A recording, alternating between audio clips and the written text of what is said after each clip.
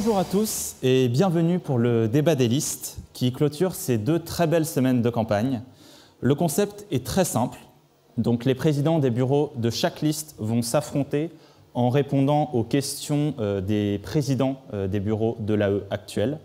Chacun des listeux a bien évidemment eu droit à un petit temps de préparation. Donc bonne chance à tous et que le débat commence.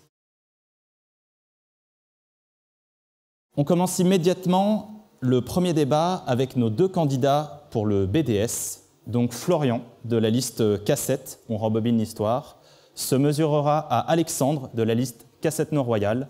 Et enfin, c'est Alexis, le presse BDS actuel, qui leur posera ces questions. Bon courage à vous 2, et puis à tout de suite. Bonjour, bonsoir à tous. On va commencer alors avec nos 2 chers candidats à la présidence du Bureau des sports pour l'année prochaine.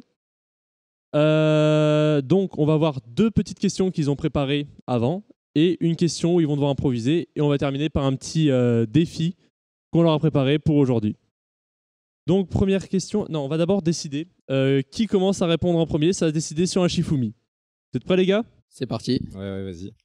Shifumi. Shifu. Allez. Ok, Alexandre commence. Donc, la première question que je leur ai posée, c'est quels sont tes projets d'événements ou activités pour le BDS pour ton mandat? Comment tu vois ce mandat au BDS? Qu'est-ce que tu vas organiser? Ouais, bah déjà, première chose, ce serait un partenariat du coup avec le paintball qu'on a organisé il y a 1 semaine et demie. Ça s'est vraiment très très bien passé. Le gérant, il a vraiment kiffé. Et donc, l'objectif, ce serait de continuer ça avec d'autres sports qu'il a à côté aussi, comme l'archerie tag, bowling, karting. Enfin, il y a pas mal d'activités qui sont très très intéressantes et on pourrait avoir des prix très attractifs.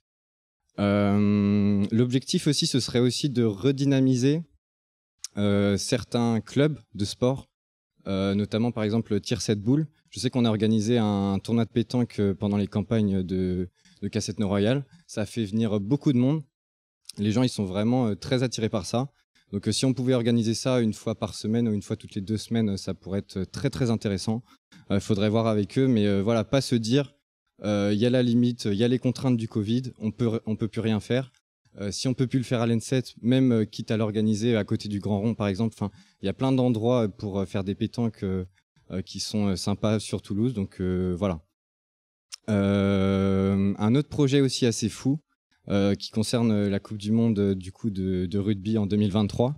Je sais pas si vous savez, mais du coup elle aura lieu en France. Il y aura certains matchs qui seront sur Toulouse et du coup l'objectif c'est redynamiser le rugby en organisant, j'ai discuté un peu avec la mairie, ils sont très très chauds en organisant une sorte de tournoi inter-école de water rugby sur la Garonne. Donc voilà, j'en dis pas plus pour le moment. Ça demande à peu près 1 an et demi de préparation. D'ici septembre 2022, ça pourrait être vraiment quelque chose de fou, quoi. D'autres projets, je sais pas si j'ai le temps, ouais. Par rapport aussi à des randonnées, en fait, redynamiser un petit peu des activités en extérieur, quitte à créer un club même, par exemple. Enfin, je sais que au sein de la liste, on a fait une sortie randonnée et ça s'est très très bien passé. Donc, si on pouvait renouveler ça. Il y a beaucoup de choses à voir autour de Toulouse, que ce soit les montagnes, que ce soit la plage, enfin beaucoup d'activités qui pourraient être très intéressantes, en tout cas en randonnée. Voilà. Très bien, Alexandre. Flo, comment tu vois ton mandat, toi? Qu'est-ce que tu aimerais organiser sur ton mandat? Alors, nous, du coup, on a différencié 2 possibilités. Soit si on peut tout reprendre en présentiel, soit si on doit considérer vraiment encore du distanciel avec le Covid. Donc, dans le meilleur des cas, si on peut tout refaire en présentiel, déjà, on voudrait redynamiser tous les clubs de l'N7 déjà existants. Ensuite, on sait l'importance des partenariats au BDS, donc on voudrait reprendre les partenariats et peut-être en créer des nouveaux. Je pense par exemple à des choses comme Décathlon, des salles d'escalade, enfin des choses comme ça. On aimerait bien pouvoir faire un rendez-vous mensuel, c'est-à-dire que par exemple chaque premier week-end du mois, on puisse avoir une grosse activité extérieure. On parlait tout à l'heure par exemple du paintball qui a été fait, du karting, mais aussi prévoir de nouvelles choses. Par exemple, on a des contacts avec des sorties kayak, ou des sorties d'escalade en plein air. Voilà quoi, pouvoir se concentrer sur le plein air un peu. On prévoit aussi des rendez-vous de cohésion, c'est-à-dire par exemple tous les jeudis soirs que des gens qui aiment courir puissent se rassembler. Ça permet de cohésionner au sein de l'N7 et de faire de nouvelles rencontres. Dans le cas où on doit faire du distanciel, nous avons prévu, ça a déjà été fait pendant les campagnes, mais on voudrait pouvoir élargir ça, un tournoi e-sport.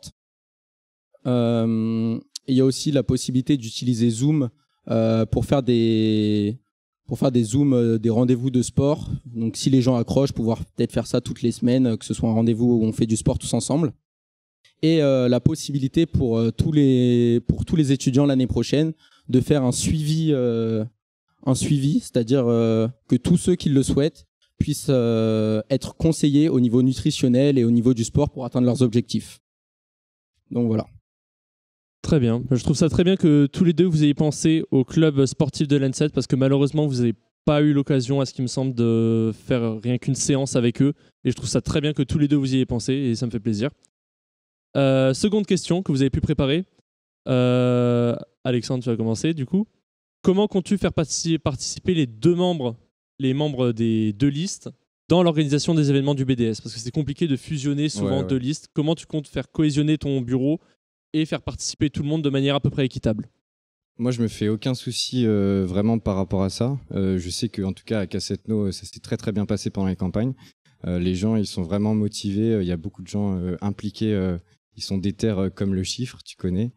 Après, à Cassette, je commence à connaître pas mal de gens aussi, que ce soit Flo, que ce soit Jules, que ce soit les Martins. Enfin, c'est vraiment des bons gars et je pense que voilà, ils seront tous motivés. Et donc, il y a moyen de faire des belles choses. Après, les motiver à s'investir, je pense que ça viendra d'eux-mêmes. En tout cas, pendant les campagnes, ça s'est passé comme ça.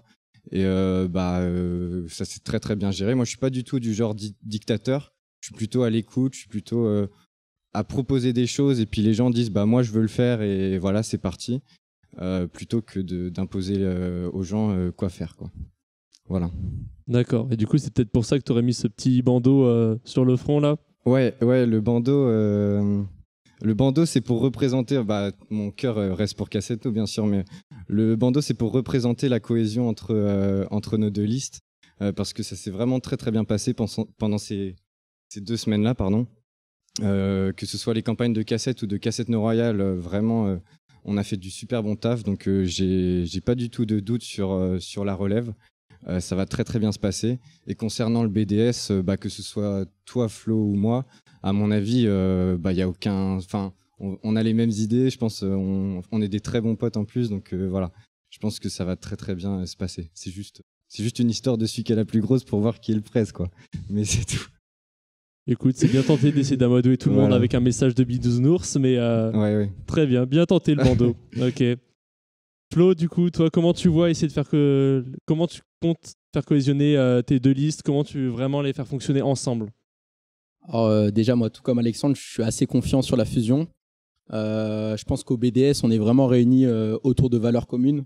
Il y a bien sûr le sport, mais il y a aussi les valeurs fortes du sport. Et on va tous ensemble, on sera réunis tous ensemble pour essayer de faire kiffer un max d'étudiants. Ensuite, on sait que en dehors des listes séparées, on est ensemble dans certaines AS.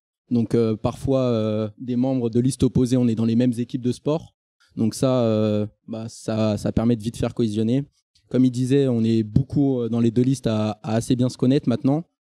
Donc voilà. Et puis, je pense que le rôle du président sera aussi de faire en sorte que les enjeux de l'asso étudiante, c'est-à-dire de faire les projets pour les étudiants, passera avant les enjeux personnels de qui s'aime bien et de qui vient de quelle liste, quoi. Donc voilà. D'accord, ces deux réponses, c'est de bonne augure pour le bureau des sports de l'année prochaine.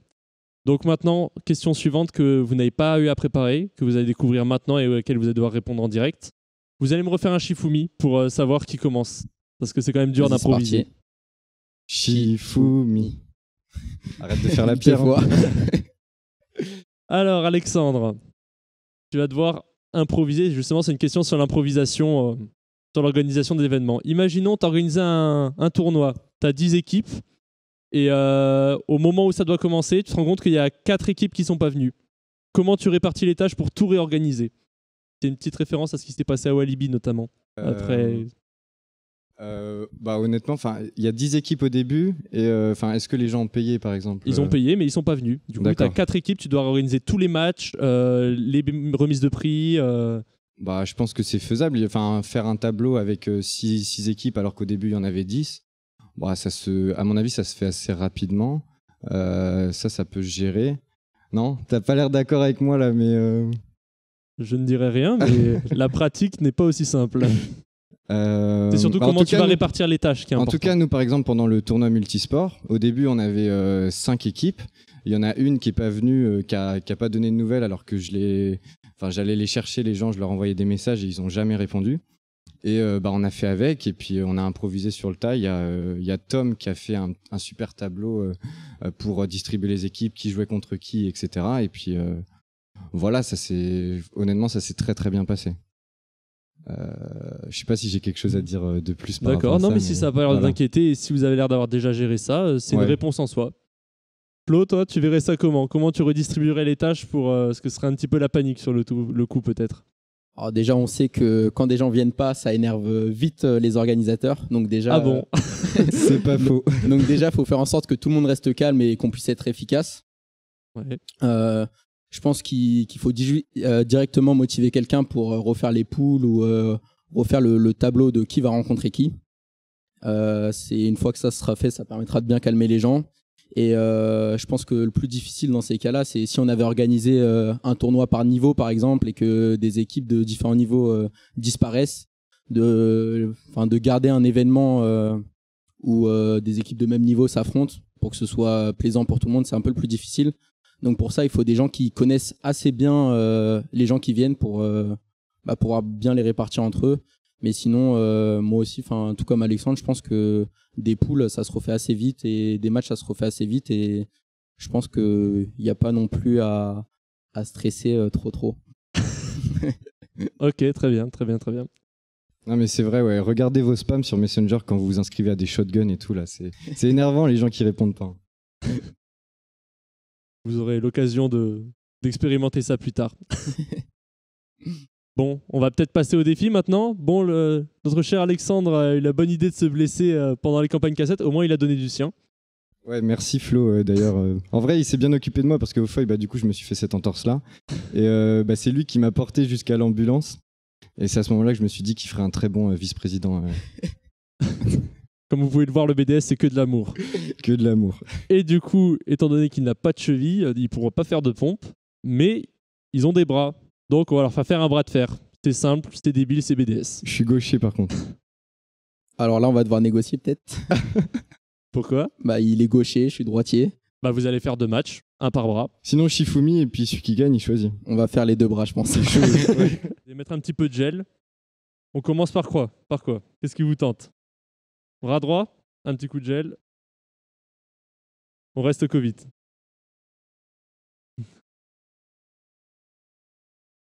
La table tient bien. De quoi? Vous n'aidez pas de la main. Normalement, la main, c'est dans le dos. Vous êtes prêts? 3, 2, 1, top.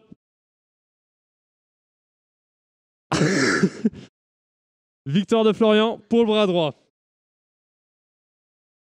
Maintenant, coup de gel sur la main gauche, on ne sait jamais. Pour le bras de fer, écoutez, si tu prends pas tes responsabilités, tu peux demander un remplaçant. Vous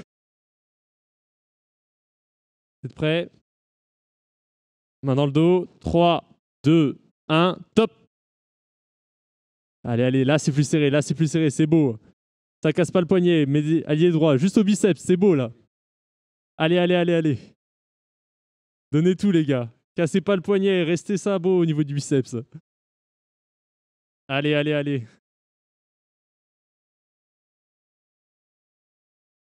Allez les gars, donnez tout. Allez, c'est beau. Levez pas le coude, attention. Bien, 1-1. Non, c'est beau. Vous m'avez régalé les gars. Merci. Et ce sera tout, je pense, pour nos 2 candidats à la présidence du bureau des sports. pense qu'ils ont bien répondu, qu'ils ont bien donné. Et merci à vous deux, les gars. Merci à vous deux. Donc, vous avez pu proposer de belles idées et vous avez quand même relevé le défi avec brio. Donc, bravo. Maintenant, on va découvrir les deux candidats pour le BDD. Donc, du côté de Cassette Nord Royal, c'est Lauriane qui viendra défier Gabriel de Cassette On rembobine l'histoire. Donc, bonne chance à vous deux. Et c'est donc Vivien, le presse BDD, qui leur posera ces questions. On se retrouve tout de suite. Bonsoir à tous, bonsoir à vous deux. Bonsoir. Nous nous retrouvons actuellement pour parler BDD. Donc je vous ai fait préparer deux petites questions et après on enchaînera avec deux questions non préparées où la spontanéité sera cruciale. Ok. On fait un Shifumi aussi pour savoir qui commence. Allez. Shifumi. Shifumi. Ok. Du coup, c'est moi. Du coup, Gabriel, tu vas pouvoir commencer. Alors, quel aspect du développement durable est le plus important pour toi et que voudras-tu faire pour le mettre en avant à l'ENSET ? Du coup, l'aspect le plus important pour moi, déjà, il y a l'écologie. C'est même pas un aspect que je pense qu'il faut mettre en avant. C'est genre une base. La question se pose même pas, je pense. Du coup, ce serait plutôt pour parler de mettre en avant l'aspect social. Parce que en arrivant à l'ENSET, j'étais très heureuse de rencontrer plein de gens très impliqués par le BDD, le réchauffement climatique et tout, ce qui n'était pas du tout le cas en prépa et en dehors des associations spécifiques. Et donc, je trouve ça très important de pouvoir mettre cet aspect en avant parce que c'est un endroit où on partage une même idéologie, de mêmes idées, de mêmes centres d'intérêt. Et donc, pour pouvoir le mettre en avant, déjà, j'espère qu'on pourrait beaucoup renforcer la communication du BDD. Cette année, ils ont créé une page Insta. Donc, j'espère qu'on pourra plus s'en servir parce que les deux listes, on a pu constater l'importance de la communication sur les réseaux sociaux avec nos pré-campagnes.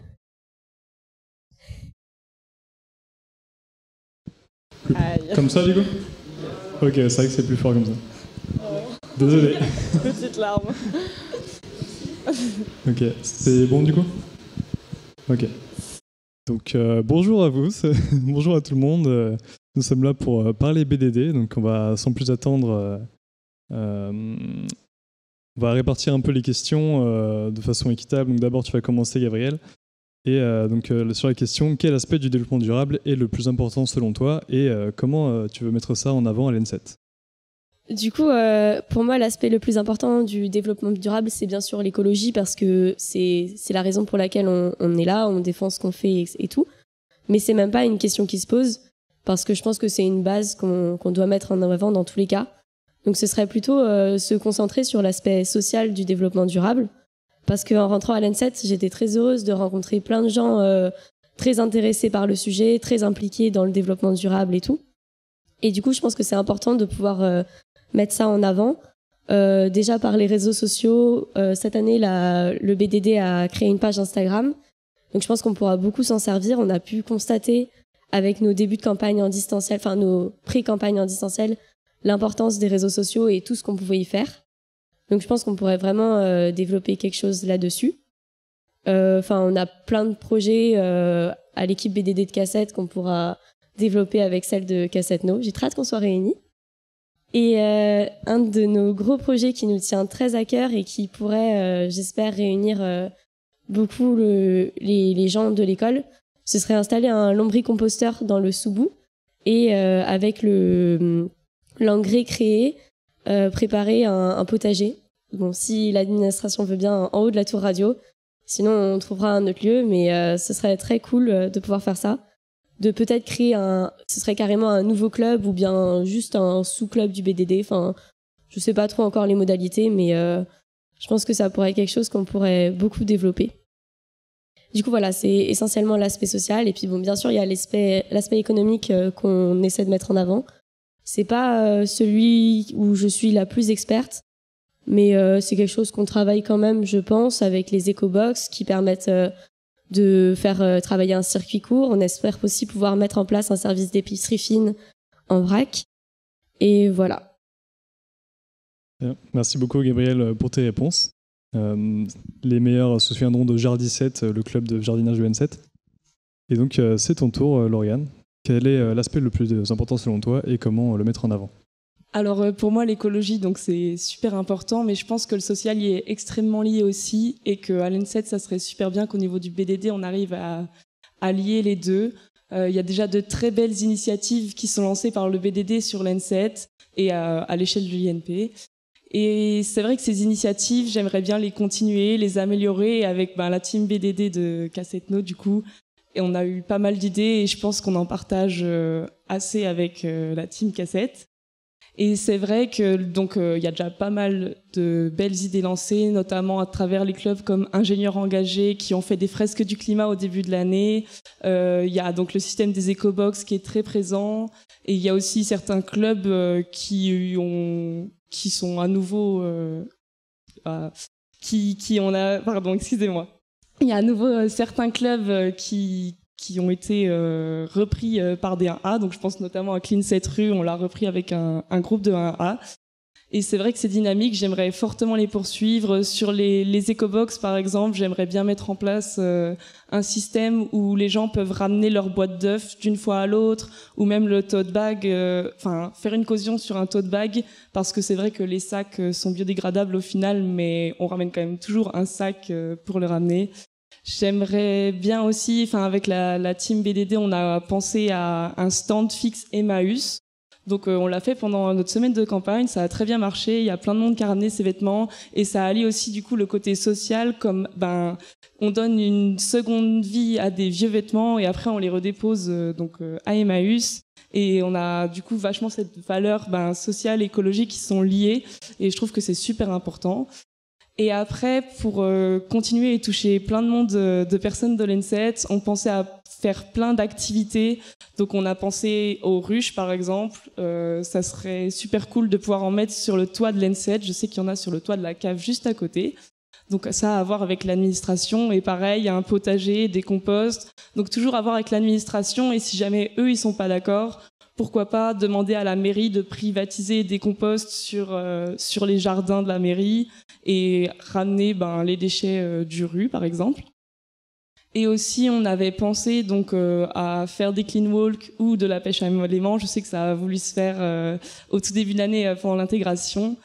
Et on aimerait bien proposer des activités aussi, type faire ses cosmétiques un peu bio, ou même pourquoi pas faire les produits ménagers du Foy. C'est super économique, c'est écologique. Et du coup, organiser des petites activités avec plein d'étudiants, ça peut être super sympa. Et ça serait vraiment ancré dans la vie du Foy aussi, qui touche quand même pas mal de monde. Et même au Foy, on se disait proposer des fruits, à part comme ça on mange pas les sneakers du Foy en plus. Donc non, on aimerait bien s'immiscer un peu dans tous les clubs et dans toute la vie de l'école. Et je pense qu'on partage cette vision avec le bureau de Cassette aussi. Bien. Merci beaucoup pour toutes ces belles idées. Du coup, cette fois, ça va être à toi de commencer, Lauriane. Comment comptez-vous rapprocher le BDD des autres associations un peu écolo de l'INPT et de France? Et du coup, si oui, comment est-ce que vous allez vous y prendre? Alors moi, j'aimerais beaucoup qu'on se rapproche de l'INP. Il y a déjà des initiatives qui ont été lancées, notamment je pense au groupe de travail sur la COP2 étudiante qui a eu ce week-end. J'espère que vous y êtes allés.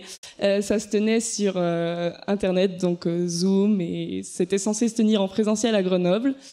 Et donc il y avait des groupes de travail avec l'INP, donc l'ENSAT, l'ENSACET, la prépa des INP. C'était pas que des étudiants aux réunions, il y avait aussi des membres de l'administration. Et c'est vrai que du coup il y avait des débats pour repenser la vie sur le campus au niveau écologique, de l'inclusivité des personnes. Et ça permettait d'avoir une autre vision. Et je pense qu'à plusieurs on peut lancer de plus belles initiatives et de plus grosses initiatives. Je pense notamment il y a une commande de culottes menstruelles qui va peut-être se faire au niveau de l'INP. Donc je trouve que c'est des grosses initiatives qui permettent déjà aux femmes en plus d'avoir accès à ces choses qui coûtent assez cher et du coup on pourrait les avoir en prix réduit avec l'INP. Et c'est vraiment ce genre de gros projet que j'ai envie de soutenir. Je pense qu'on peut également s'inspirer des autres écoles. Donc je pense à NCCube, ils ont par exemple des ruches sur leur toit. les mines qui proposent des cours avec Jean-Marc Jancovici ou d'autres intervenants, mais on pourrait carrément faire ça à l'ENSET. C'est déjà en cours de travail avec notamment Denis Dartus, donc il y a des groupes de travail derrière qui essayent de mettre ça et d'instaurer des UE communes pour toutes les premières années. Et c'est vraiment ce genre de gros portail que j'ai envie de projet, et pour s'inspirer, enfin même se mettre en lien avec d'autres bureaux. On a tous nos contacts de prépa qui sont partout dans toute la France, donc pour être en contact avec les bureaux, on a juste à se retrouver entre anciens de prépa et mettre les bureaux en commun et essayer de proposer ce genre de grosses initiatives tous ensemble. Donc voilà. D'accord, merci beaucoup. Donc à ton tour, Gabriel. Oui, du coup, bien sûr, on veut se rapprocher de tous les clubs existants déjà et des associations en France. Donc déjà, bien sûr, avec Ingénieurs Engagés, qui est déjà très très lié avec le BDD actuel et dont on est toutes les deux membres avec Lauriane, qui a de belles initiatives, donc les groupes de travail, effectivement, dont on fait toutes les deux parties. On voudrait aussi énormément se rapprocher de l'ENSAT, qui a de très gros projets. Lauriane a déjà mentionné les culottes menstruelles, c'était ce qu'on voulait faire aussi, pour rebondir avec le côté social, parce que c'est un gros problème, le coût des protections menstruelles. On voulait aussi faire, mais c'est marrant, on a pensé aux mêmes idées, c'était les ruches, nous c'était plutôt à Labège. On a commencé à rentrer en contact avec l'ACET et avec un apiculteur pour nous aider à monter le projet. Du coup, que ce soit sur les toits ou à Labège, ce sera très très cool à organiser. Donc voilà. On voudrait aussi pouvoir rentrer en contact avec plus d'écoles de façon générale, pas que l'INP, parce que on a tous des contacts partout. Enfin, je répète les mêmes choses.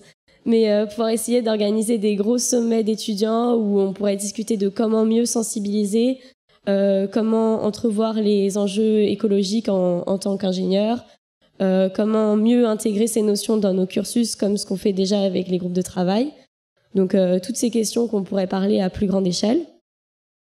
On voulait aussi pouvoir sensibiliser auprès des plus jeunes qui pourraient être intéressés par le rôle d'ingénieur et par l'écologie à la fois. Donc moi j'avais une pensée notamment aux éclaireurs de France, ce sont des scouts laïcs, mais il y a plein d'associations qui font intervenir les jeunes et l'écologie et avec lesquelles on pourrait travailler et leur proposer des événements. Et enfin, on aimerait beaucoup pouvoir se focaliser sur un sujet qui nous tiendrait tous à cœur au sein des deux BDD réunis. Alors moi ce serait plutôt l'océan, l'hydro, vous savez, etc. Du coup, si l'océan peut remporter les cœurs de mes futurs collègues, il y a l'association Surfrider qui propose de gros projets, des clean walks sur les plages, plein d'actions de sensibilisation qu'on pourrait reprendre et rentrer en contact avec eux.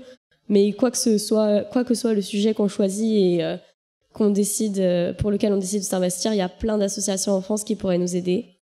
Et je pense que ça pourrait être une bonne chose d'avoir un thème par année pour lequel on s'investit beaucoup en fonction de ce qui nous tient à cœur finalement. D'accord. Merci beaucoup pour toutes ces belles possibilités que vous envisagez. On va s'accorder une petite minute en plus par personne. Du coup, normalement, c'était 5 minutes, mais on va pas en monter à 6. Et pour une petite question spontanée, du coup, là, pour le coup, vous allez pouvoir faire un Shifumi pour savoir qui commence. Je vous laisse le faire maintenant et on verra. Shifumi. Ok. Du coup, mise en situation. Tu es face à un ami et tu dois le convaincre de prendre une habitude BDD. Déjà, quelle action est-ce que tu choisis de lui faire faire Réduire sa consommation de viande. Pardon ? Je devais dire... Vas-y, répète. De quoi ? Du coup, si. Tu avais bien gagné le Shifumi ? Oui. Ok. Du coup, mise en situation, convaincre un ami de prendre une habitude BDD. Et du coup, quelle action est-ce que tu choisis Je voudrais qu'il réduise sa consommation de viande. D'accord. Eh bien, vas-y. Fais comme si j'étais cet ami-là et essaie de me convaincre en 30 secondes de pourquoi est-ce que je devrais réduire ma consommation de viande déjà. Eh ben, Vivien, je pense que tu devrais réduire ta consommation de viande parce que déjà, ça te permet de faire énormément d'économies parce que la viande, ça coûte très cher. Ça coûte énormément pour l'environnement aussi. C'est presque pire de manger de la viande très régulièrement que de prendre l'avion. Et on sait très bien que prendre l'avion, c'est pas génial. Finalement, on n'en a pas besoin non plus. Hein. On a plein d'alternatives à la viande et on n'en a pas besoin tous les jours ni à tous les repas. Voilà. En plus, il y a plein de trucs très très bons qu'on peut faire sans viande. Tu le verras l'an prochain quand on fera nos petits partenariats avec cette recette. Et voilà, il y a plein de trucs très bien sans viande. D'accord, très bien, merci. Je vais peut-être y réfléchir un petit peu. Lauriane, est-ce que tu peux, pareil, me convaincre peut-être sur une habitude différente ou sur celle-ci? Bon, du coup, je vais prendre une autre habitude. Et je vais prendre une habitude tout simple, la gourde. En plus, Toulouse INP nous en a proposé à un prix pas très cher. Et c'est vrai qu'une gourde, ça paraît rien, mais figure-toi que ça permet d'économiser beaucoup de plastique et de ressources en eau, du coup. Et ta gourde, tu l'as tous les jours avec toi, rien qu'aux rues. Au lieu de prendre la bouteille d'eau du rue, t'as ta gourde, tu diminues encore plus tes déchets, tu l'as tous les jours avec toi. Et c'est juste une habitude super simple à mettre en place. Et ça demande, pour ceux qui aiment vraiment manger de la viande, ça demande aucun investissement très fort, même si je souhaite bien évidemment que chaque personne aussi réduise sa consommation de viande, mais une gourde, c'est simple, c'est facile et c'est pratique. Très bien, merci. Faites les deux. Excellent, me voilà convaincu, je vais donc acheter une gourde et manger moins de viande. Ok, du coup on va pouvoir passer au défi. Donc peut-être on va installer d'abord et je vous explique ensuite en quoi ça consiste. Okay. À tout à l'heure. Nous nous retrouvons pour le petit défi BDD. Donc le principe est simple, vous avez devant vous une table où se trouvent plusieurs emballages de produits du quotidien, que ce soit produits de cosmétiques ou alimentaires. Et je vais vous demander sur certains critères d'aller les chercher et me les rapporter. S'ils valident le critère que je vous ai donné, vous allez devoir le trier entre soit la poubelle des choses jetables, soit les poubelles recyclables. Et on va faire ça 4 fois et on va compter les points. Donc les critères, en fait, ça va surtout se baser sur une application Yuka. Je ne sais pas si vous connaissez, beaucoup de gens l'ont. Et en gros, ça vous permet d'avoir une note sur votre produit en scannant le QR code, enfin le code barre. Et si c'est une note sur 100 et plus le pourcentage est bon, plus c'est bon pour ta santé. Donc il n'y a pas trop de gras, pas trop de sel et il n'y a pas trop d'additifs nocifs. Donc je vous propose de commencer tout de suite si c'est bon pour vous. Alors, dans un premier temps, je vais vous demander toutes les deux, du coup, d'aller me récupérer soit un objet qui a un additif à risque élevé ou un objet qui a 2 additifs à risque moyen. Top.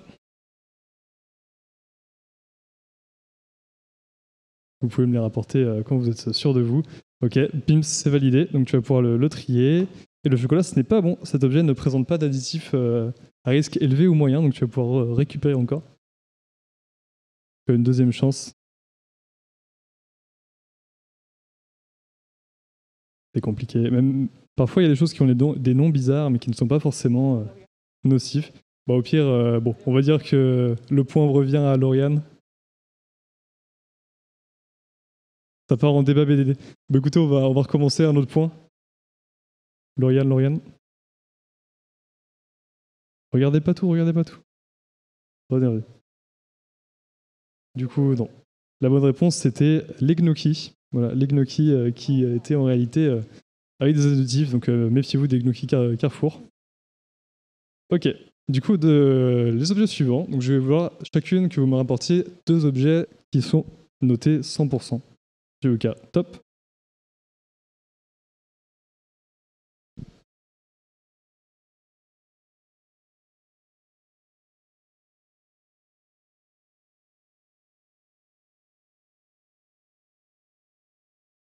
L'hésitation est présente. Il ne faut pas qu'il y ait trop de gras, trop de sel. Du coup, 2 objets chacune. Bon, déjà, ceux-là, c'est validé, donc vous allez pouvoir les trier. Donc l'eau, forcément, c'est bon. Un deuxième objet. C'est une course, ça, by the way. Il faut... pour l'instant, il y a un point pour Lauriane, mais non, le riz, ce n'est pas... Ah si, pardon. Le riz, c'est bon. Du coup, vas-y, mets-le dans la bonne poubelle. Allez. Les olives, ce n'est pas bon. Ce n'est pas 100%. Sûrement trop salé. Ah c'est marqué dessus, il faut... Savez-vous lire le couscous? Est-ce que ça valide le couscous? Ce n'est pas validé le couscous. Du coup, c'est jeté, c'est bien. Point validé pour Gabriel, donc nous égalitons à 1 partout. Lauriane, du coup, tu as perdu ce point, toujours pas. Allez, on va faire un troisième critère. Donc là, pour l'instant, un partout. Donc cette fois, il me faudra 2 objets chacune, donc 2 objets de moins de 50%, qui ont moins de 50% sur Yuka, donc des objets qu'il vaut mieux éviter d'acheter. Du coup, gnocchi et cacahuètes, c'est validé. Donc, ok, on vérifie bien. Alors, les biscuits et la soupline, effectivement, ce sont moins de 50%, donc vas-y. Allez, la première à avoir tout trié correctement.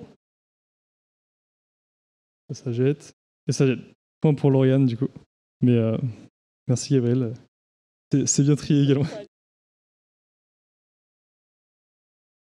Du coup, 2-1 pour Lauriane. Et dernière question. Dernier objet, donc un objet à 90% pile.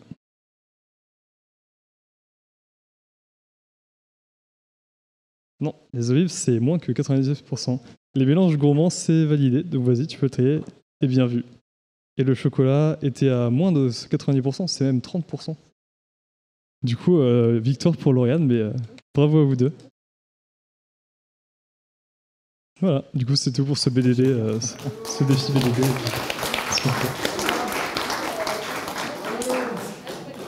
Merci à vous deux. Eh ben, merci à vous deux, vous avez proposé de belles idées et pour le défi vous avez été efficace en tout cas, donc vraiment bravo. Maintenant on va voir Lou, donc de la part de Cassette Nord Royal, affronter Mathis, donc de la part de Cassette, pour le BDA. Et donc, c'est Ajar, du côté de l'AE, qui leur posera des questions. Bon courage à vous deux, et puis à tout de suite. Donc, salut Mathis, salut Lou. Salut. Salut. Je vais commencer par vous poser 3 questions que vous avez pu préparer, et ensuite une question que vous n'avez pas pu préparer, et c'est à vous de répartir le temps de parole entre vos 4 questions. Donc, la première question... vous avez pu assister pendant le mandat du BDA Violet à certains événements que le BDA a pu organiser pendant l'intégration par la chasse au trésor avec le BDS, la semaine Halloween, ensuite Inside Got Talent. Donc, de votre point de vue, quelle amélioration vous pourrez apporter à un ou plusieurs de ces événements ? Et vous pouvez faire un Shifumi pour savoir qui commence.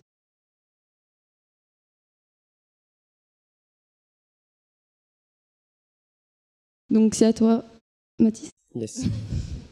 Donc moi personnellement, ce que je trouverais intéressant pour ce genre d'événement à améliorer ou en tout cas à poursuivre, c'est principalement tout ce qui est distanciel. Ce qui a été dommage cette année, c'est l'annulation d'une partie de l'intégration. Et ça pourrait être super d'avoir une sorte de plan B ou alors de un peu mixer le présentiel et le distanciel, proposer beaucoup d'activités à distance. Au niveau du BDA, il y a plein de choses auxquelles on peut penser, notamment des concours de graphisme ou participer à beaucoup de projets puisqu'on a des équipes très polyvalentes, participer à des projets avec d'autres bureaux, des clubs. Et donc, de ce point de vue-là, je pense que c'est le plus important, vraiment se focus sur le distanciel parce qu'on ne sait pas ce qui va arriver. Et moi, je pense que c'est donc notre premier focus. Donc, de ta part, tu n'envisages pas un retour en présentiel à 100% pour ton mandat ? En fait, j'aimerais beaucoup, mais comme on est sûr de rien, je préfère assurer le coup pour être sûr qu'on est forcément quelque chose. D'accord, merci beaucoup. À toi, Lou. Du coup, moi, j'ai eu la chance de participer à la course d'orientation en fait, qui a été faite avec le BDS pendant l'intégration. Et en fait, donc, il me semble que il fallait retrouver des monuments de Toulouse un peu connus. Enfin voilà, fallait les prendre en photo. Et je pense que ce qui, pour moi, a pu manquer et ce qui aurait été un peu fun avec le BDA, c'est de faire à certains points stratégiques une sorte de petit spectacle ou j'en sais rien, par exemple un atelier, donc un atelier de danse à un moment donné dans un point stratégique de Toulouse pour que tout le monde puisse un petit peu bouger, que ça soit sympa, voilà, que ça redynamise le truc. Voilà, donc moi ce serait ma première idée pour la course d'orientation du début d'année. Sinon, il y a aussi eu Halloween auquel j'ai pu participer, donc fallait faire des petits chapeaux de sorcières Donc je trouvais ça trop fun, voilà, on avait bien rigolé et tout ça, mais peut-être ce qui a pu manquer, c'était de le faire avec tous les clubs. Puis même au niveau des décos, je pense que c'est surtout le BDA qui s'est impliqué, et pour moi en fait, nous on est là pour impliquer tous les gens de l'école et tous les gens de l'AE sur l'art. C'est déjà quelque chose que les gens connaissent pas trop, on va dire en école d'ingénieur. Et je pense que si on pouvait ramener beaucoup de monde pour faire les décos, ça serait super cool. Moi pour le coup, ce sera vraiment mon objectif. Pour tout ce qui sera Halloween, Noël, des choses comme ça à l'avenir. D'accord, on va compter sur toi pour motiver les gens. Tu vas voir, c'est pas très simple. D'accord, donc merci pour ces réponses. On passe à la deuxième question. Quels seraient vos projets pour le BDA et sur quoi vous souhaitez axer votre mandat? Et tu peux commencer, Lou. Ok, du coup, moi j'ai pensé à deux petites choses. J'avais pensé, par exemple, comme le BDD récupère des vêtements pour Emmaüs, de temps en temps, ils peuvent être très abîmés et pas forcément bons à donner. Et je pense qu'on pourrait en faire, je sais pas, de la découpe, des ateliers et faire des petits bracelets avec ça. Et à la limite, les vendre pour aller 1 euro symbolique pour récupérer des fonds pour des associations caritatives, des choses. Donc ça, ce serait la première idée. En plus, comme ça, on se rapprocherait des autres clubs parce qu'on est vraiment, je pense qu'il faut qu'on s'ouvre à tout le monde. Et sinon, j'avais pensé, à un spectacle de charité, parce que j'ai déjà pu participer à des spectacles de charité dans le passé, et en fait, c'est des trucs qui sont très faisables.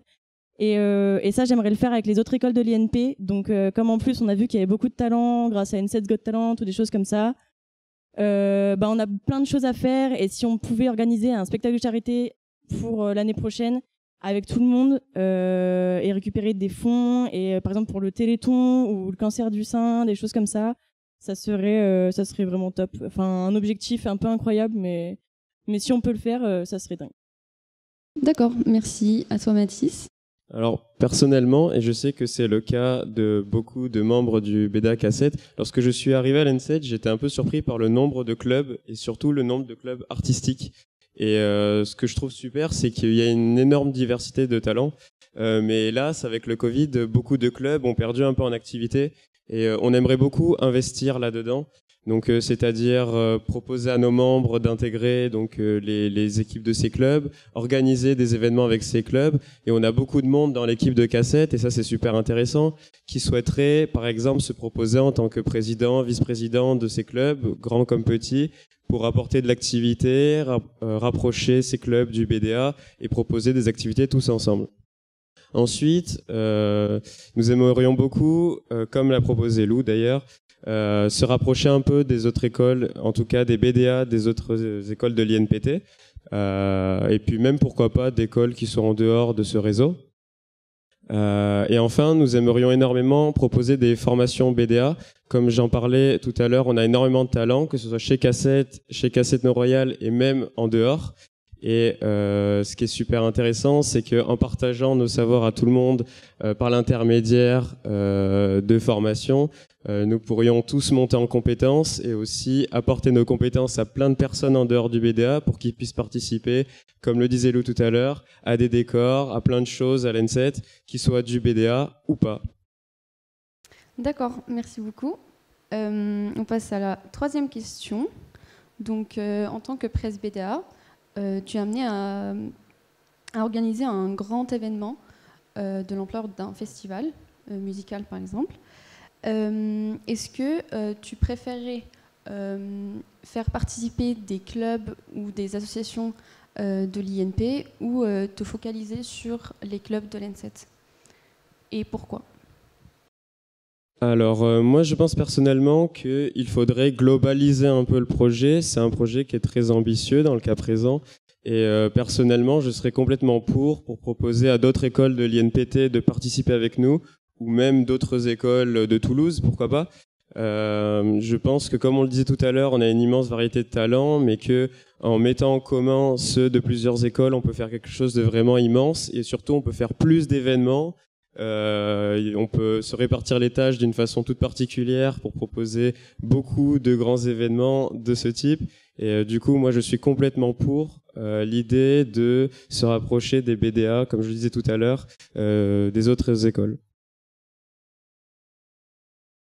Et moi, bon, je suis d'avis qu'il faut se rapprocher des autres écoles de l'INP, ça c'est certain, parce que déjà, bon, ça veut dire du monde, donc ça veut dire aussi du monde aux événements, mais aussi beaucoup de com pour tout Toulouse, parce que nous, on touche une partie de Toulouse ou de nos proches et des choses comme ça, mais l'important aussi, c'est de rayonner avec INP Toulouse un peu partout. Donc je pense que c'est essentiel aussi, même pour qu'on s'entende avec les autres, et il paraît que ça c'est quelque chose qui a un peu manqué les années passées. Et que voilà, on aimerait bien se rapprocher d'eux.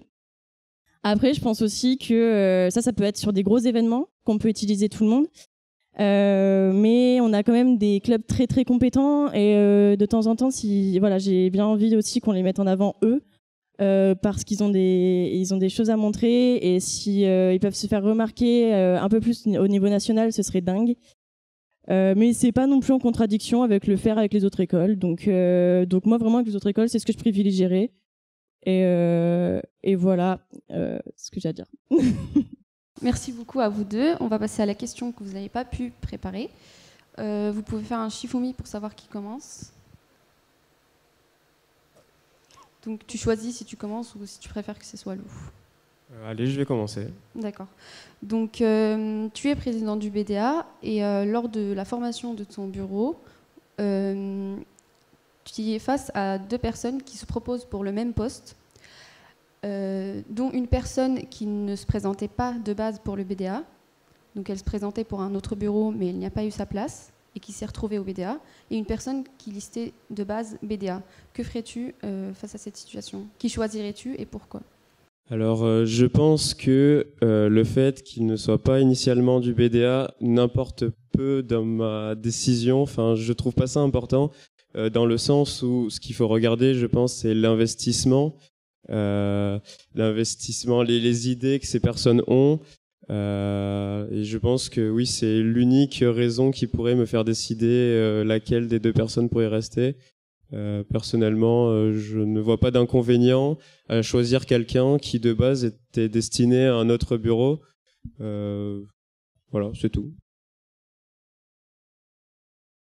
Du coup, moi, déjà, je trouve ça dommage s'il y a une concurrence pour avoir des titres, mais ça, c'est certain. Voilà, bon, on peut pas l'empêcher. Mais imaginons qu'ils soient l'un contre l'autre.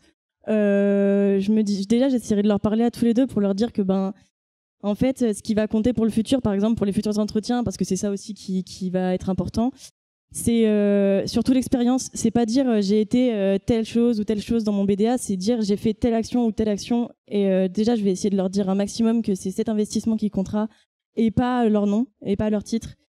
Voilà. Et donc après, donc si l'un ou l'autre n'est pas pris, ce sera dommage, mais ce sera pas grave du tout en somme. Et après, si on peut les faire se mettre d'accord, ce serait beaucoup mieux. Mais je ne vais pas du tout penser à qui était au BDA au départ ou quoi. C'est vraiment pas ça l'objectif.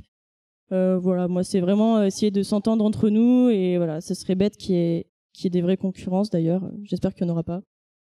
D'accord. Donc, je reviens vers Mathis. Tu as moins eu de temps de parole.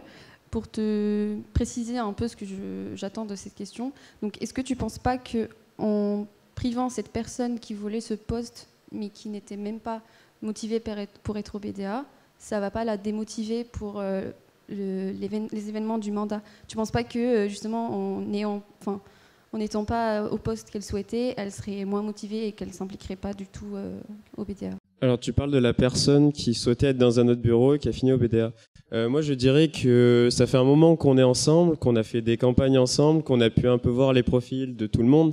Et je pense personnellement que il est relativement facile de se faire un avis complet sur l'état d'esprit de la personne, les ambitions de la personne dans le bureau, sa participation. Et je pense personnellement que si cette personne s'est investie au BDA, s'est sentie intéressée par nos projets et se projette dans les futurs projets du BDA, ça ne pose aucun problème. Et même au contraire, si cette personne change d'avis et une fois au BDA est très intéressée à l'idée de rester avec nous et souhaite rester à l'AE avec nous, pour moi ça prouve bien que cette personne-là est engagée et que c'est super pour elle et pour nous, tout simplement. D'accord, merci beaucoup. Donc,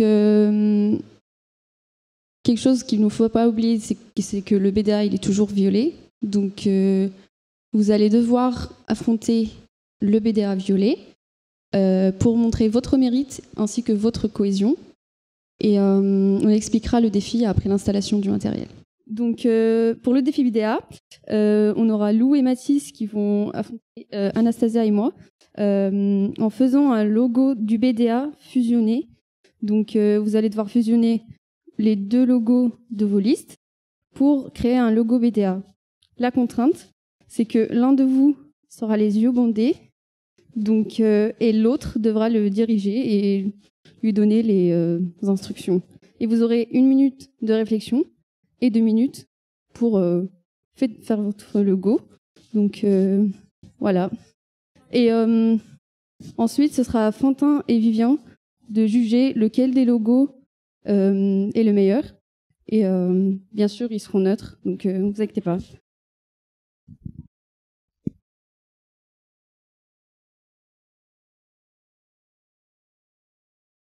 Donc, on va pouvoir commencer. Si on peut lancer le chronomètre.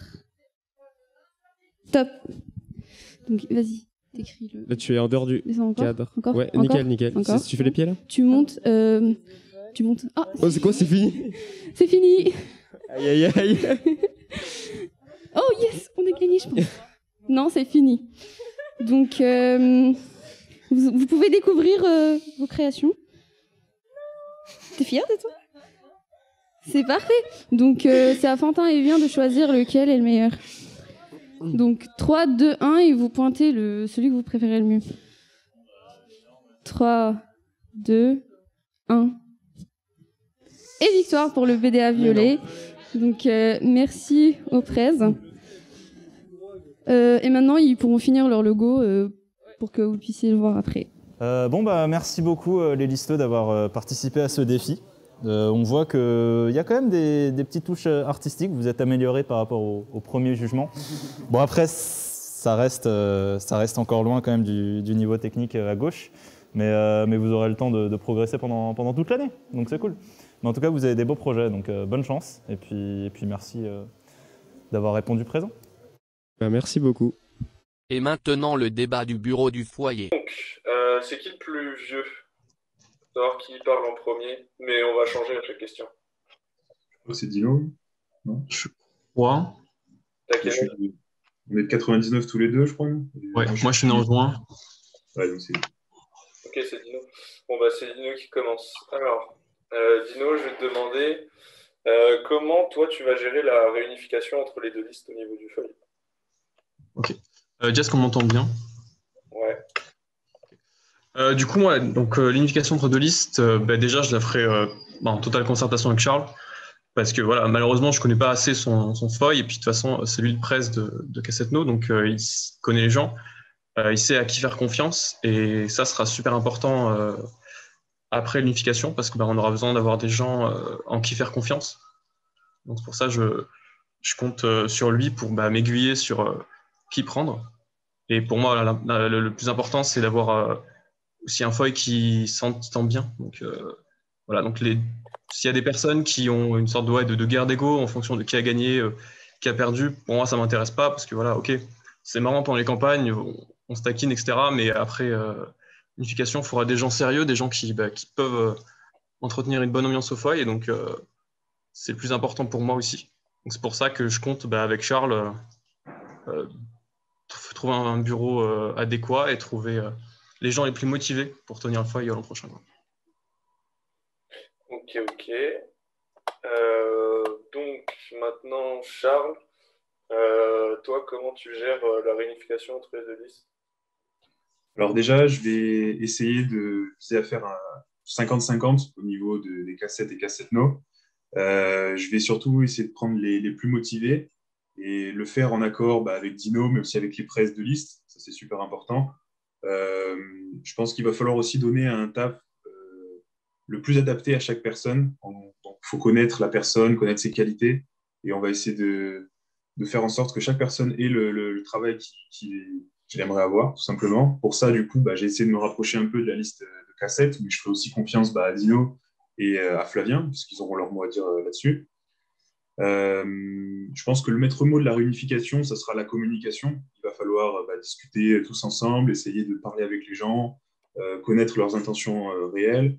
Il va falloir faire des réunions.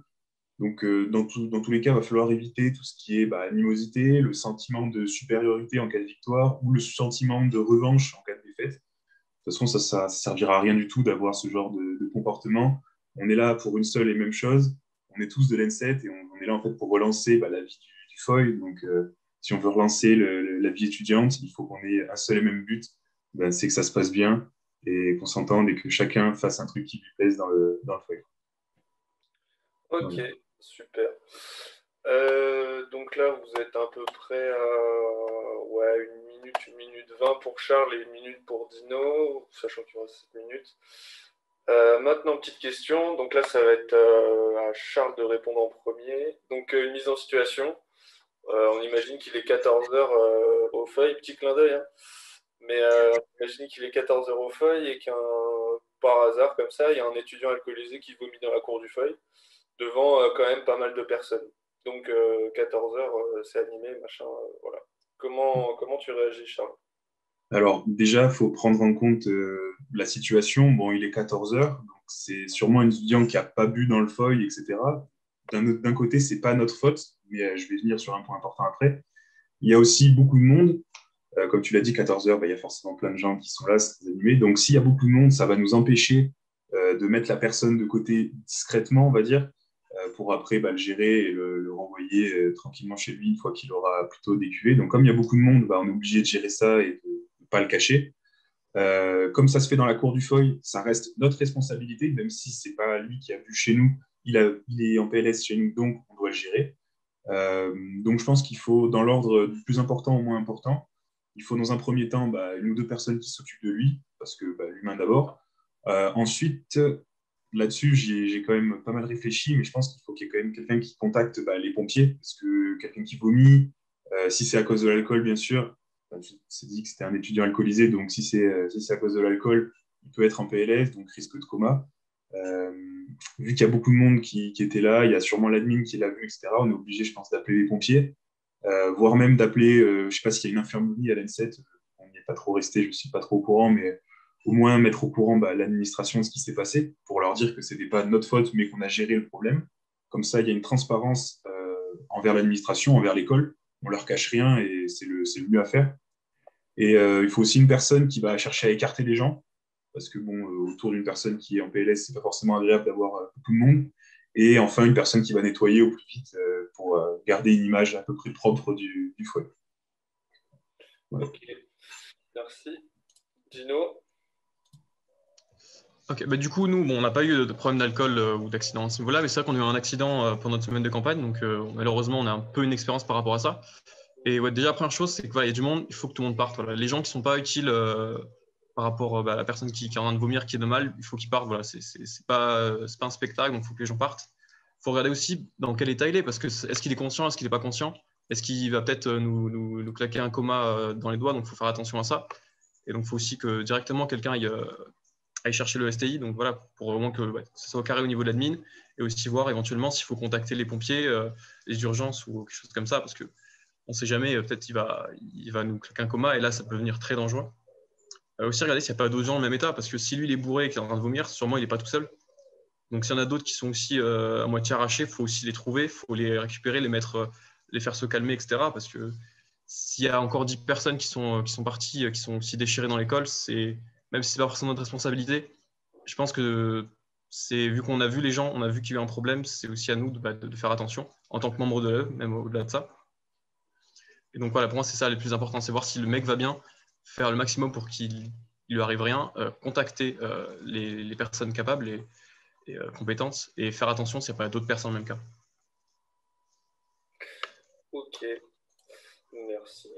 Alors, donc niveau temps, Dino, tu es à 2,20, 2,30 et Charles à peu près à 3. Donc là, on va passer aux questions pas préparées. Il va falloir répondre cash. Donc là, ça va être à Dino de répondre en premier. Donc, première question, c'est quoi tes projets pour le foyer? Est-ce que tu en as? Et si oui, explique-les, s'il te plaît. Du coup, oui, j'ai quelques petits projets, donc il n'y a pas grand-chose de très grand. En même temps, là, j'ai pas pu vraiment voir le foil dans son fonctionnement normal. Donc c'est un peu dur de voir où est-ce qu'il y a des faiblesses, où est-ce qu'on peut améliorer les choses. Mais il y a quand même quelques petites choses qui peuvent s'améliorer, je pense. Déjà, j'ai vu un truc tout bête, c'est dans la salle chill, j'ai vu qu'il y avait une borne d'arcade qui marchait pas. Voilà, c'est un truc con, mais c'est quelque chose qu'on peut réparer. Je pense pas que ce soit quelque chose d'hors de prix, donc rien que ça, le fait de l'avoir de réparer, ça sera utile. Et puis, c'est mieux que juste le faire traîner dans le fond du foil. Pareil, s'il y a peut-être des choses à racheter, bon, voilà, je sais qu'il y a une table billard qui a été achetée récemment. Bah, s'il y a d'autres choses à acheter, des petits jeux, des fléchettes, des choses comme ça, je pense que ça peut faire plaisir aux gens. Quand le foil aura vraiment ouvert, on pourra avoir accès à l'intérieur. Peut-être au niveau aussi, on avait pensé, par rapport aux campagnes, on avait fait du popcorn, ça avait plu à pas mal de gens. Donc peut-être creuser l'idée d'acheter une machine à popcorn, de temps en temps la sortir quand il y a des activités, l'après-midi ou des choses comme ça. Je pense que ça fera plaisir aux gens et puis ça rajoute quelque chose de plus. Et aussi, bon, je sais que voilà, avant, l'alcool était autorisé dans le foil. Il y a eu des problèmes, etc. C'était interdit. Je pense que peut-être en construisant une meilleure confiance avec l'admin, en améliorant voilà, la confiance qui était construite au fur et à mesure des années, peut-être ramener ça tranquillement, je ne sais pas forcément de quelque manière, mais peut-être en limitant voilà, une consommation par semaine. C'est pas grand-chose, mais voilà, fini jeudi après, tu prends une petite bière. Et de toute façon, le but, si ça revient, c'est pas du tout que ça soit open bar, que les gens puissent acheter quand ils veulent, qu'ils soient bourrés. Ça n'a aucun intérêt. Pour moi, l'intérêt, c'est quoi, on soit entre nous, que ce soit sympa, on prend une petite bière de temps en temps et que vraiment ça reste entre adultes, responsables, etc. C'est les idées que j'avais eues pour le foil. Ok, merci. Juste, je vais revenir dessus très vite fait. La bande d'arcade, je crois, c'est en cours. Il y a un étudiant de première année qui est passionné des lecs qui va passer la réparer. Donc voilà. Bah, nickel. Et juste pour les popcorn, essayez de mettre du sucre la prochaine fois. Oui, mais justement, si on a une vraie machine, on pourra mettre du sucre, mettre du beurre, mettre ce que vous voulez. Non, je rigole. Ok. Vas-y, Charles. Alors du coup, moi, j'ai pas mal discuté avec les 2A et j'ai essayé de reprendre pas mal de leurs idées. J'en ai eu aussi quelques-unes. Il y avait déjà tout ce qui concernait la salle chill, essayer de la rénover au maximum, de faire un lieu de vie un peu plus sympa que ce qu'il est maintenant, de le débarrasser au maximum. Et puis, il y avait des rénovations comme la borne arcade que je n'avais pas du tout pensé avant. Il y avait aussi une idée concernant le bocal, donc là où il y a le petit ordinateur et là où on gère tout le son, etc. Pendant les concerts. L'idée, c'était de réouvrir ce vocal-là en fait, pour donner un accès plus facilement aux équipes techniques quand ils préparent les concerts, etc. Parce qu'ils se mettent en fait sur le bar quand ils le font, donc c'est pas super pratique pour eux. Il y avait aussi une idée concernant un abonnement à une chaîne de sport pour voir des matchs. Je pense les soirs en afterwork, ça peut être super sympa. Il y avait aussi des idées en termes d'achat, donc ça serait bien d'avoir un micro-ondes, peut-être un nouveau frigo. Voilà, je pense qu'il faut en parler aussi tous ensemble. On peut avoir des idées, il n'y a pas que les presse, hein, bien sûr, qui peuvent avoir des idées, il y a tout le staff, tous ceux qui sont au foil. Il y avait aussi une dernière chose. J'ai un petit remémore, je suis désolé.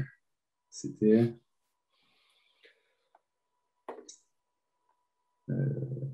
Merde, je me souviens plus.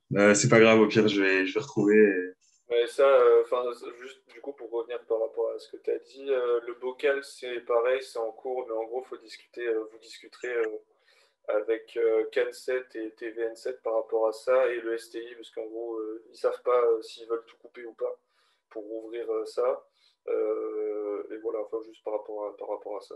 Et le frigo, faut voir aussi, parce qu'on avait tège les frigos, parce que il y avait un problème de chaîne du froid en général, donc voilà. Enfin, juste une petite remarque quoi, par rapport à ce que tu as dit. Ok, super. Tac, donc là, il nous reste un peu de temps, autant en profiter. Du coup, Charles, pour toi, le feuille, ça représente quoi? Alors, le foil, c'est quelque chose d'important, bien sûr. C'est le centre, pour moi, le cœur de l'N7. C'est là où tous les étudiants, peu importe leur filière, se retrouvent. Quand on se côtoie, on discute, on crée des liens comme ça. bien sûr, il y a des soirées où bah, là, on va créer des liens un peu différents par rapport aux journées de cours. Ça va être quelque chose d'assez particulier. Faire une soirée dans son école, c'est quand même pas mal. C'est pas donné à toutes les écoles, donc je pense que c'est aussi un très gros plus. C'est un moyen de mettre en avant aussi les clubs. Je sais qu'il y a des semaines de clubs, chaque semaine, il y a des clubs différents. Il y en a qui sont plus ou moins connus et c'est comme ça qu'ils peuvent se mettre en avant. C'est les clubs aussi qui font vivre l'ENSET dans la globalité, au-delà du FOI. Donc, c'est quelque chose de super important. Voilà, je pense que ça donne des responsabilités à ceux qui sont au FOI. C'est une belle opportunité parce qu'on n'a pas forcément l'occasion de prouver aux autres qu'on est responsable et capable de faire les choses. Ça demande de l'organisation, donc c'est une belle épreuve humaine, je pense. C'est quelque chose de très enrichissant. Donc voilà, le FOI, c'est super et au final, j'aimerais vraiment en faire partie. Et voilà. Ok, super. Vas-y, Dino. Du coup, oui, c'est vrai que ça va peut-être un peu cliché de le dire, mais comme il a dit Charles, c'est le cœur de l'école. C'est là où tout le monde se rencontre, même si, ok, c'était aussi là on prend des cafés, mais pour moi, ça limite, c'est un détail. C'est surtout, on rencontre des gens. Pour l'avoir tenu pendant les campagnes, j'ai vu énormément de gens, j'ai appris à connaître des gens. C'était vraiment une expérience de fou. Et le fait de pouvoir venir, discuter avec des gens, se poser, c'est le plus important. C'est vraiment là, c'est la place publique de l'école, en fait. C'est là où les clubs viennent, ils font des activités, on peut voir du monde, on peut voir ce qui se passe. Et en temps normal, bien évidemment, nous, voilà, c'est différent, il y a eu le Covid, etc. Mais en temps normal, tout le monde peut venir à la récré, on vient, le midi, on vient, voilà, et à côté, on peut faire un peu de sport, on peut jouer au boule, etc. C'est là où l'ambiance de l'école vit, en fait, ouais, ça, il y a les soirées, même si pour moi, les soirées, c'est pas forcément le cœur du FOI. Évidemment, c'est important.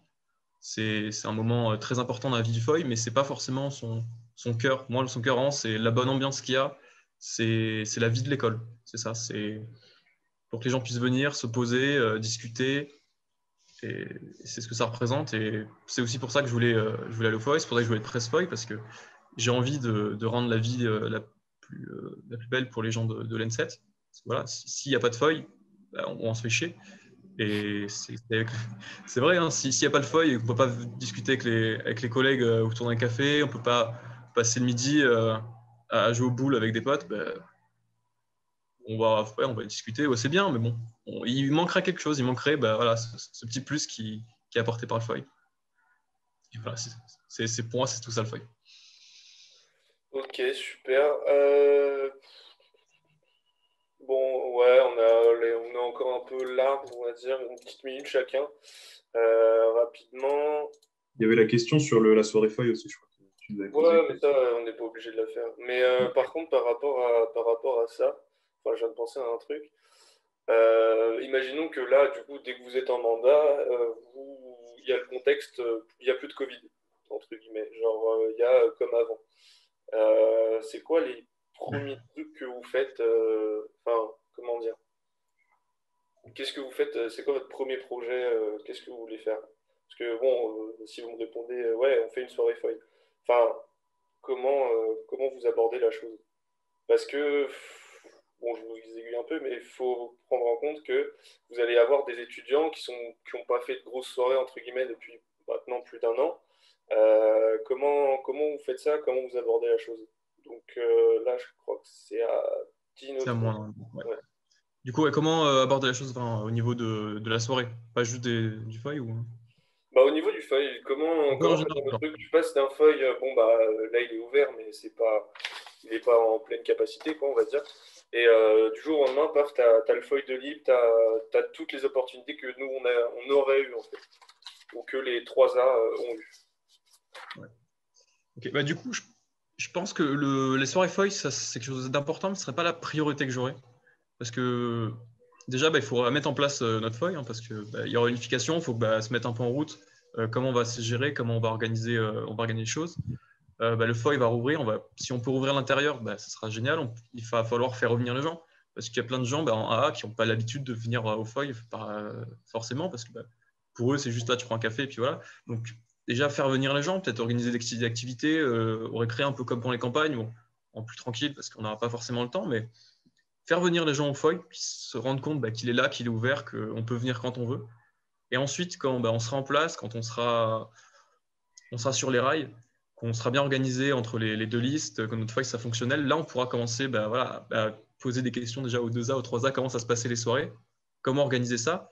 Et à partir de là, on pourra essayer de faire quelque chose, imaginons-le, si tout se passe bien avant de la fin de l'année. C'est bien ça. Ouais. Merci. Bon, niveau temps, juste répondre à cette question, Charles, et je pense que c'est bon. Ok. Du coup, je pense qu'il faut, comme l'a dit Dino, rentrer en contact avec les personnes qui n'ont pas fait beaucoup de grosses soirées pendant l'année, notamment passer par une com super efficace. Il va falloir passer par les réseaux sociaux, essayer d'organiser des activités aussi, comme il l'a dit. Et donc là, ça va mettre au courant vraiment les premières années, mais même les deuxième années ou troisième années qui sont pas vraiment intéressés par la vie du feuille. Comme ça, les gens ils vont être vraiment bien au courant, on va pouvoir organiser des choses. Il va falloir y aller doucement, pas directement faire les grosses soirées, forcément, sinon on risque de rentrer directement dans le mur. Essayer de faire un after-work, je sais pas, déjà organiser les choses comme il faut avec les personnes, apprendre à se connaître nous, entre nous. Il va falloir beaucoup discuter avec les 2A, 3A, forcément, voire même les 4A du coup, enfin, nos 2A actuels, donc nos 3A et nos 4A de l'année prochaine. Il va falloir beaucoup discuter avec eux. C'est eux qui ont tenu le feuille, ils savent comment ça se passe. Moi, je n'hésiterai pas du tout à leur demander, parce qu'on ne va pas réinventer les choses. Il va falloir qu'ils nous donnent les conseils, les indications, comment ça va se passer, et nous, on fera de notre mieux derrière pour les appliquer. Limite, quitte à réinventer après, une fois qu'on aura pris les choses en main. Je pense que ça se fera. Et donc voilà. Ok. Bon, merci les gars.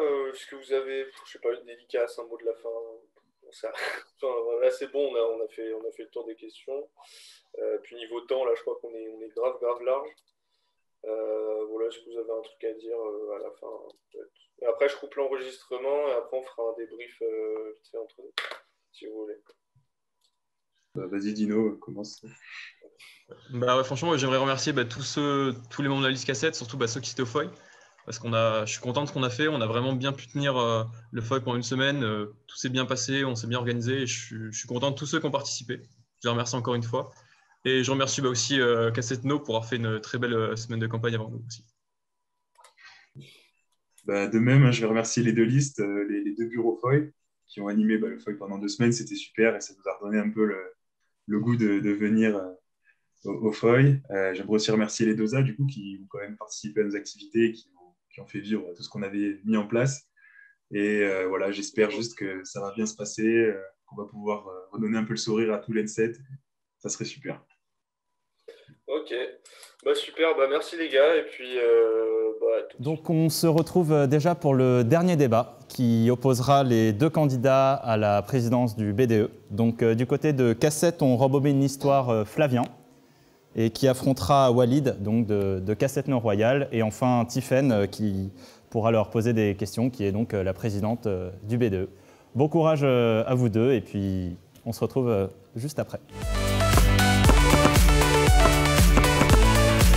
Bonjour, bonsoir à tous, et on se retrouve pour ce débat entre les 2 prêts BDE, futurs prêts AE. Et donc, le chifoumi a été fait en amont et c'est Walid qui démarre avec la première question préparée sur les 3. Comment allez-vous organiser le retour à la normale, donc c'est-à-dire en post-Covid ? Alors du coup, pour moi, ça va commencer par beaucoup de communication avec vous déjà, la Violette, parce que vous avez eu un mandat et c'est très important d'avoir vos retours. Après, votre mandat, il a été impacté par le Covid. Vous n'avez pas malheureusement pu tout organiser. Donc, ça serait se rapprocher aussi de l'AE Glace. J'ai eu l'occasion notamment, avec les quelques 3A que j'ai rencontrés, notamment Paul, Théo, Gaël et tout, leur parler et ils étaient assez chauds pour répondre à toutes nos questions et nous aider. C'est très important parce qu'on sera amené l'année prochaine, du coup, pour notre mandat, à organiser des événements qu'on n'a malheureusement pas vécus. Et c'est très important de ne pas démarrer à zéro et avoir vos retours à vous, ne pas refaire vos erreurs et refaire exactement les choses qui ont marché pour vous.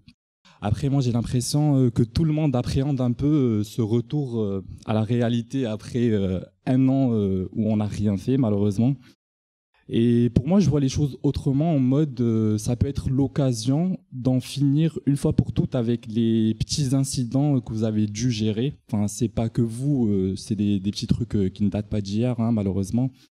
Et donc cette préparation en amont va être très très importante. Pour être un peu plus précis, je pense notamment à briefer tous les membres de mon AE et organiser, pourquoi pas, des formations, notamment Accept pour tous les membres de l'AE et pourquoi pas pour les participants aussi, pour redémarrer sur de bonnes bases. Ok, bah merci. Et toi, Flavien? Alors, du coup, pour moi, donc un peu pareil que Walid, ça va être important d'avoir vos retours à vous. J'ai pu parler également avec des membres de l'AE Glace. C'est important pour nous et on va essayer aussi d'utiliser un maximum les clubs de l'école, car on sait très bien que c'est le cœur de la vie étudiante à l'ENSET. Donc ça va vraiment être important pour ceux qui sont déjà motivés de les utiliser et pour ceux qui n'ont pas pu faire d'activités ou d'événements cette année, d'essayer de les redynamiser. C'est vraiment important pour nous. Ensuite, on va également essayer de... Je pense qu'il y a beaucoup de premières années qui ne sont pas au courant de toute la vie étudiante qu'il peut y avoir en temps normal à l'école. Donc on va aussi essayer de refaire passer le message comme quoi ça existe. Ce n'est pas une légende. Et s'appuyer également sur ces personnes pour redynamiser donc les nouveaux clubs. Et en complément aussi, on avait voulu faire ça pendant la campagne, ça n'a pas été possible. On avait des contacts avec des listes d'autres écoles de l'INP. Et ce serait, je pense, du coup, on a tous vécu la même galère. Donc ça pourrait être l'occasion de vraiment faire un travail encore plus commun avec tous les BDE des écoles de l'INP. Et donc il y aurait beaucoup de travail à faire pour ce niveau-là, mais je pense que ça pourrait être bien de faire des partenariats assez poussés avec les différentes écoles. Voilà. Ok, merci. Donc d'un côté, c'est plus par rapport à éviter les débordements et de l'autre, plus pour redynamiser l'école et la vie étudiante. D'accord. Et aucun de vous deux n'a parlé de la formation de l'AE, parce que aussi c'est ça qui est important avec post-Covid, la cohésion et tout. Donc on va démarrer avec toi, Flavien, du coup. Deuxième question préparée. Comment comptes-tu t'y prendre pour former la nouvelle AE et gérer cette fusion? Alors, pour former la nouvelle AE, déjà j'aurai le soutien de Walid. On se connaît plutôt bien, je pense. On a eu l'occasion de se rencontrer beaucoup de fois. On s'entend très bien, donc déjà ça va aider beaucoup. Après, on a pu voir, je pense, chacun de nous, on a vraiment une bonne vision de tous les membres de notre liste. On a pu voir encore plus en détail, grâce aux campagnes, tous nos membres et vraiment qui est vraiment motivé, qui était vraiment impliqué. Et donc, ça sera utile pour former la nouvelle AE. Et on a pu rencontrer aussi des membres de l'autre liste de Cassetno pendant toute cette semaine et voir qu'ils étaient aussi motivés que nous. Et donc, je pense que ça se fera assez naturellement, la formation de la nouvelle AE. Après, on n'a pas encore tous les détails sur le fonctionnement. Mais bon, vous nous formerez à ça. Mais ouais, donc peut-être essayer encore de faire un peu plus de cohésion avant tout ça. Peut-être on essaiera d'organiser quelques événements ou activités entre listes. Voilà. Ok, merci. Et toi, Walid? Du coup, pour pas se répéter, pour moi, il y a deux paramètres qui vont rentrer en compte. C'est tout d'abord, l'AE, c'est un peu une récompense pour les gens qui ont beaucoup staffé dans les campagnes, parce qu'ils ont montré leur détermination, motivation finalement. Et le deuxième paramètre, c'est de choisir les gens les plus fiables et les plus stables. C'est des gens de l'AE, ça doit être des gens en qui on peut faire totalement confiance. Et donc du coup, ça sera un peu jouer avec ces deux paramètres pour essayer de former l'AE la plus stable, fiable, solide et solidaire possible. Après, j'ai envie de dire, on passera de 180 listeux à 100 membres de l'AE. Il y aura forcément des déçus, comme chaque année. Mais le plus important, c'est que chaque décision qui soit faite soit bien réfléchie et surtout bien amenée. Ça veut dire bien communiquer là-dessus et être le plus transparent possible et bien communiquer sur les raisons de nos choix et pas juste faire des choix et laisser les gens s'engrainer là-dessus.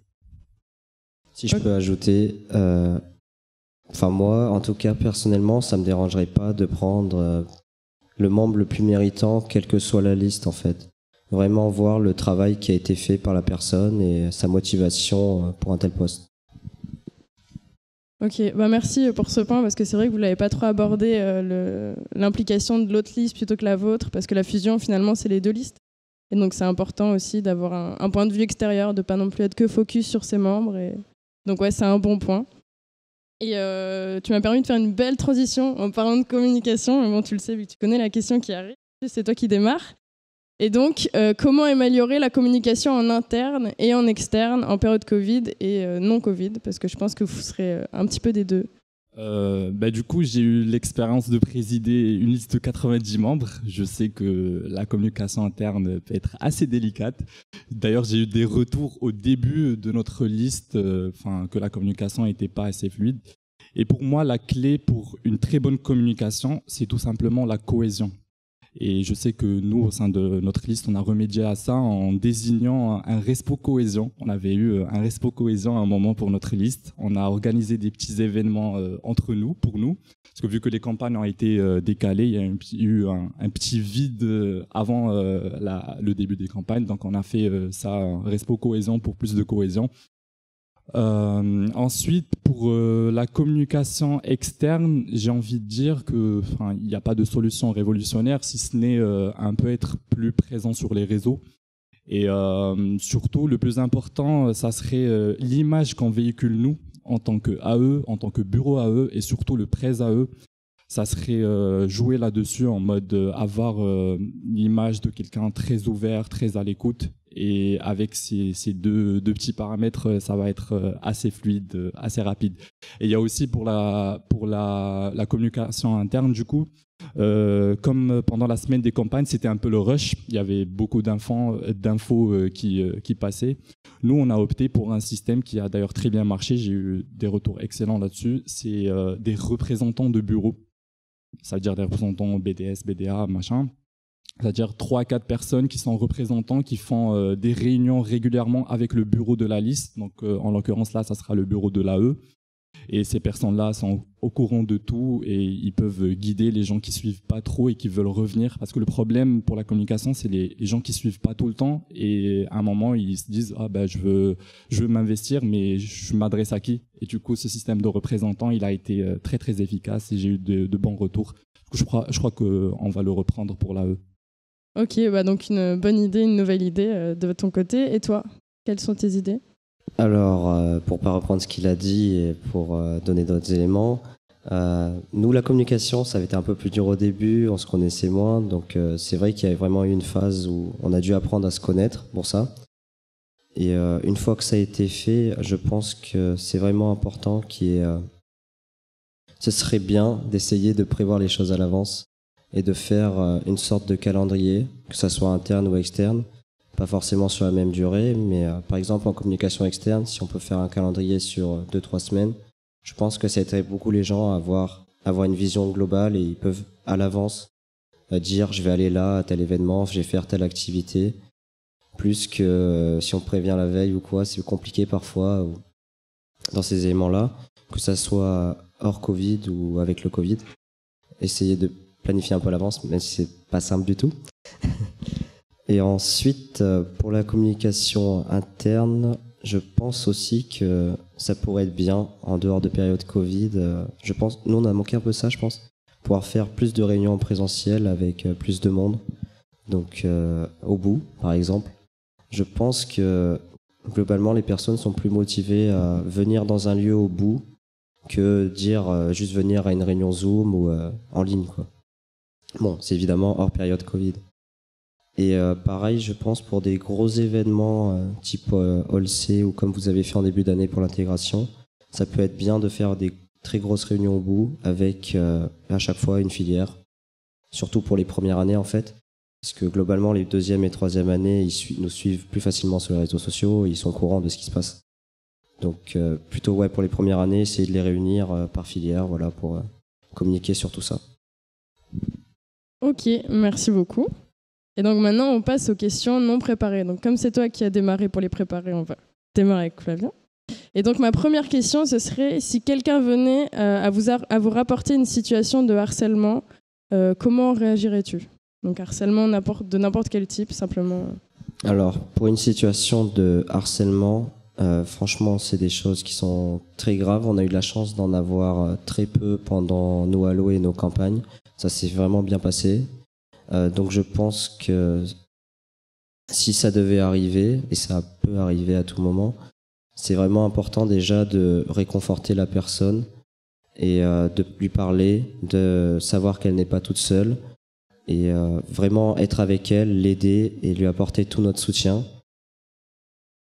Et après, vraiment essayer de, si on peut, identifier la personne à l'origine du harcèlement, quel qu'il soit, et évidemment appliquer une sanction qui peut aller jusqu'à être viré de l'AE selon le type de harcèlement.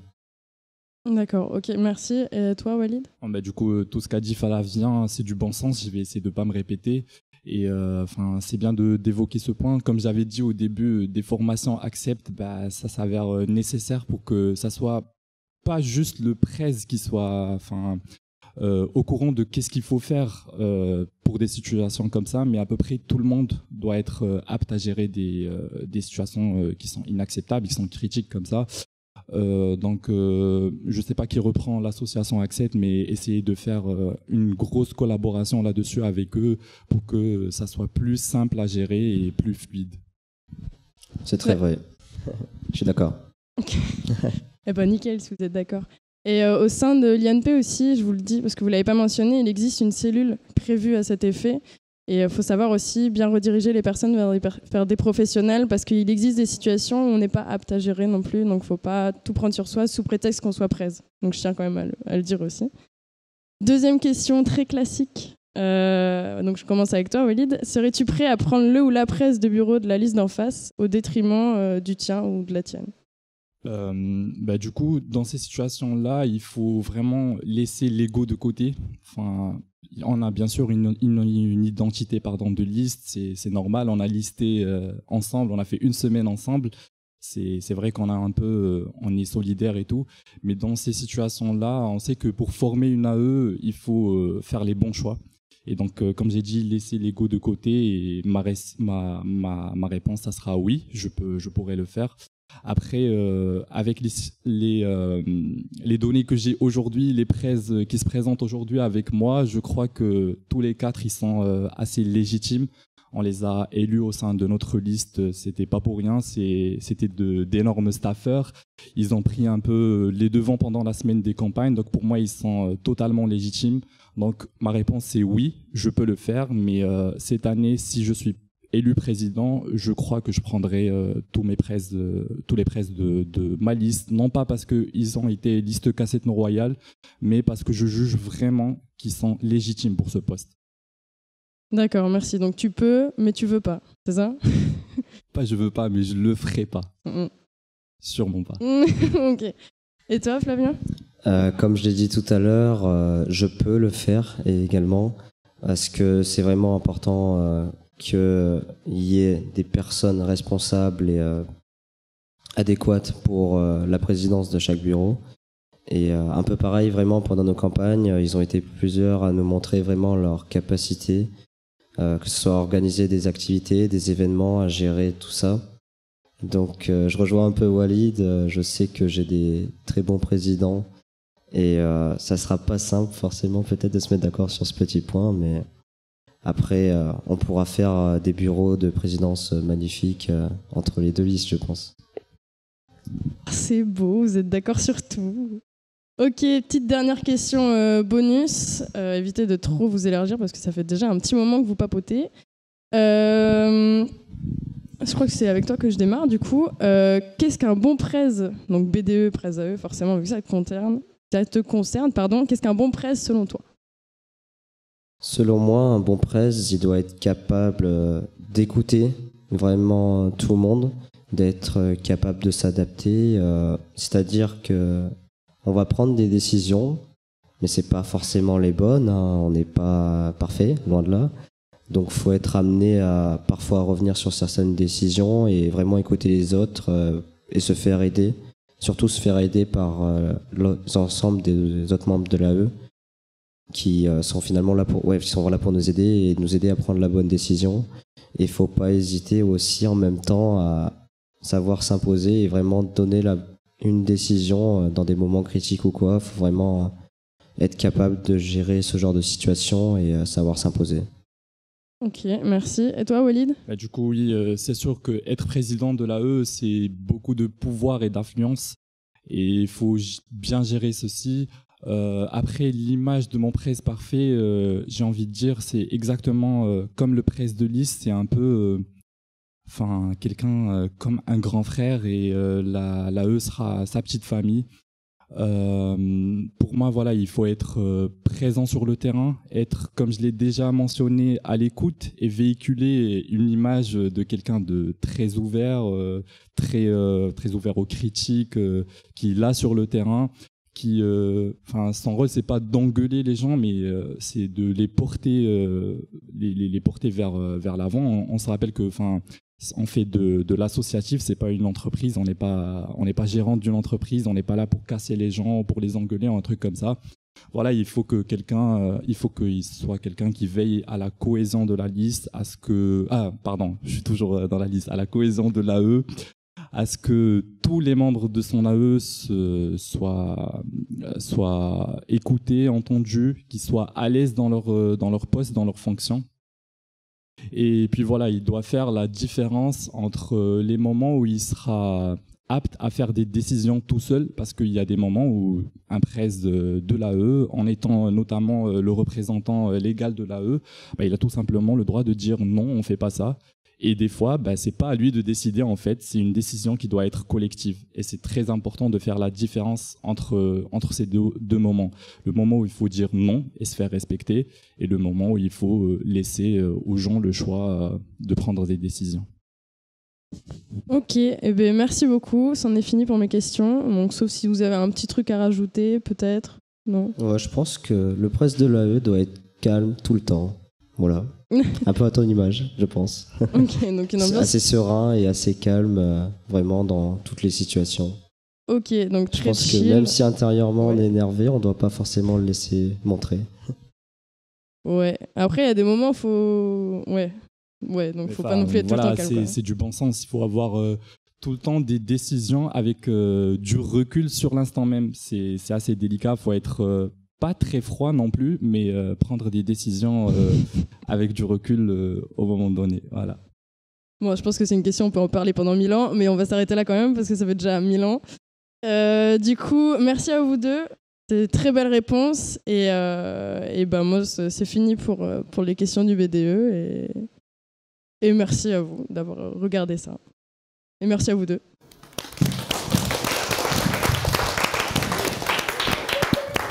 Et c'est ainsi que se conclut ce débat des listes. Alors, cassette ou cassette no.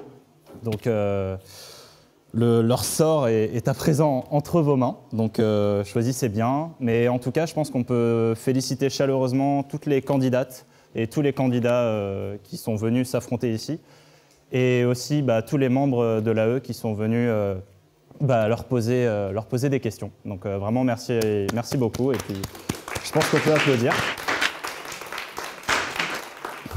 Merci aussi beaucoup à TVN7, à Can7 et à Net7 pour toute l'installation. Merci aux listeux pour les décos. Et bravo aux premières années qui ont géré ce débat avec brio. Donc vraiment félicitations. On espère que ça vous a plu et puis on se retrouve au vote et on espère que vous formerez une très belle AE en tout cas.